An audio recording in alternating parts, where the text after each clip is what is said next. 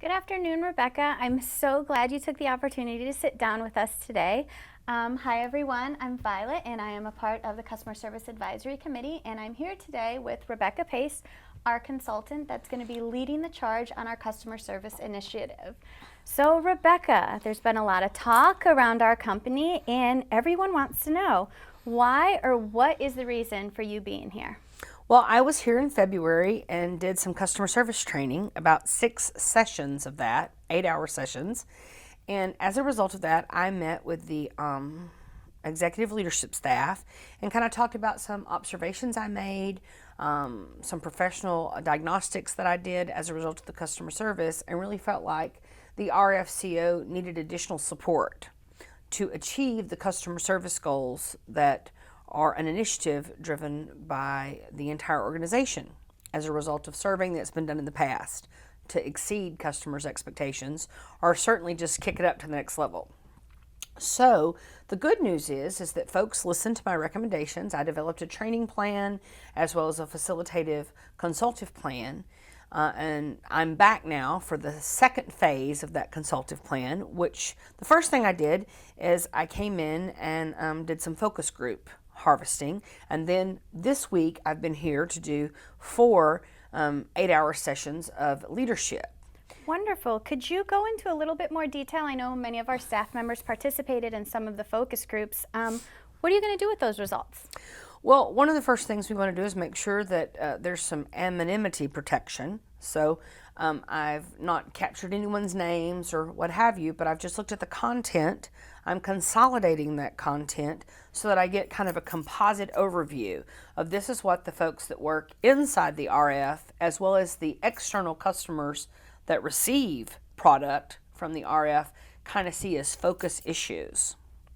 Wonderful. So I'm going to use that information for a variety of things, but imminently, one of the first things I'm going to use it for is to also help to develop a survey that we're going to be sending out to the entire organization to further harvest more information that will help the second wave of the plan be developed of how we're going to get people empowered with skills, leaders as well as subordinates, so they have skills and additional things put in their professional toolbox that help them serve the customer, exceed the customer's expectation, define customer service, and take the RF as a whole to another level of excellence with the products they deliver.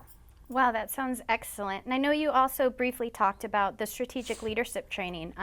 You've been here the past 4 days. Today's your last day doing that. So what exactly is that all about, or what can you share with the staff about that? Well, in part of the due diligence I did when I was here before, as well as my partnership with the executive leadership staff, is we discovered that many people were in leadership roles but really hadn't had leadership training.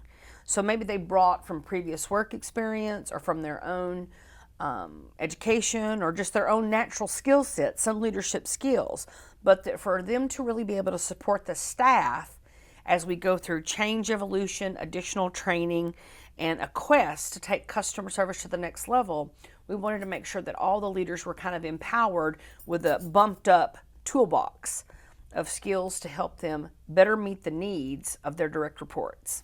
Wow, that sounds amazing. So I think in wrapping up, one of the biggest questions our staff probably has is, what does the future hold for your involvement with our staff, both leadership and not, here at the Research Foundation? Oh my gosh, tons and tons, tons and tons. Some things to kind of be looking forward to, obviously, would be additional training. I hope everybody looks forward to that. I sure do. Additionally, to know that a survey will be coming, and that survey will be just to harvest information, and so that's coming. Also, we're going to have the next wave of training that I'll be coming to do is to teach the leaders on something called KPIs, and that stands for Key Performance Indicators. No 2 departments, probably not even any 2 jobs, have the exact same key performance indicators. So someone might say, oh, that customer service was substandard, or I didn't like that customer service, it was inadequate. But in actuality, if you look at the key performance indicators for that particular position, the customer service needs were actually met or exceeded. But we want to get those defined and also give people tools on how to achieve the key performance indicators. So that'll be happening between now and the end of the year. I'm slated to come back to New York and to the RFCO a couple of times, and I'm really jazzed about that. And then we'll probably maybe need to sit down again in the future, Violet, and talk about what's going to happen in 2016.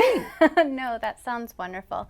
Rebecca, thank you so much for taking the time just to talk to us and have our staff get involved and give them a little bit more information about what you're doing and your plans for the future. So thank you for that. Glad to do it. Glad to do it. And staff, hope this was informative for all of you, and we look forward to seeing Rebecca more often. Thanks. Thanks for having me.